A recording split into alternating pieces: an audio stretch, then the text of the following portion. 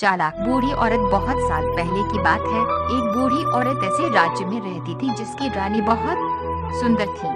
उसके 4 बेटे थे जो आपस में लड़ते थे और उनकी पत्नियां भी एक दूसरे को पसंद नहीं करती थी। वो सब एक ही घर में रहते थे लेकिन इतना लड़ते थे कि उन्होंने अलग रसोई रखी।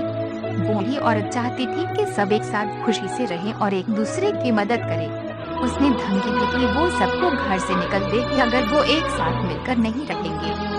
उसने ये भी कहा कि पैसे बचाने के लिए एक ही रसोई रखी जाएगी। ऐसे करने से उसे इस बात की उम्मीद थी कि सब एक साथ मिलकर रहने लगेंगे। बेटे थक गए और आखिर में उन्होंने अपनी माँ की बात मान ही ली। बेटे अपनी सारी कमाई अपनी माँ को देते थे क्योंकि वो गरीब थी। एक दिन सबसे छोटा बेटा काम की तलाश में शहर गया लेकिन निराश होकर वापस लौटा।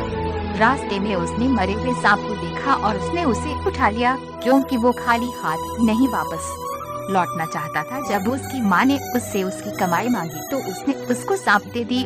माँ ने उसे दिलासा दिया कि वो फिर से कोशिश करे। वो सांप किसी काम का नहीं था इसलिए उसने उसे छज्जे पर फेंक दिया। उसी दिन राज्य की रानी एक सुंदर से तालाब में नहाने गई। उसने अपनी एक कीमती हार अपने नौकरानियों के पास छोड़ दिया। अचानक एक चील ने चमकती हुई हार को देखा और उसे छीन कर ले गया। नौकरानियों ने चिल्लाया लेकिन कोई मदद करने नहीं आया। रानी इतनी उदास हो गई कि उसने ऐलान किया कि जिसने भी उस हार को ढूंढा उसे बड़ा इनाम मिलेगा। उड़ते हुए चील ने बुढ़िया के छज्जे पर सांप देखा और उसे समझ में आया कि सांप को तो खाया जा सकता है लेकिन वो हार किसी काम का नहीं है। उसने हार को छोड़ दिया और सांप को ले गया। अगले दिन बूढ़ी औरत छज्जे पर कपड़े डालने गई तो उसने हार को देखा। वो जानती थी कि रानी वो हार कब से ढूंढ रही थी। दिवाली कुछ ही दिनों में होने वाली थी। इस मौके पर दिए जलाए जाते हैं को लक्ष्मी जी खुश करने के लिए। बूढ़ी औरत रानी के महल गई और चौकीदार से पूछा कि क्या वो रानी से मिल सकती है।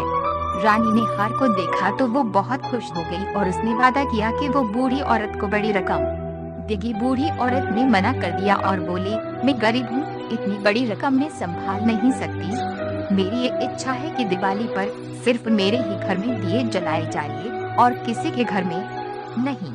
रानी थोड़ा हैरान हुई लेकिन वो इतनी खुश थी कि उसने आदेश दिया कि सिर्फ बूढ़ी औरत के ही घर में दिए जलेंगे।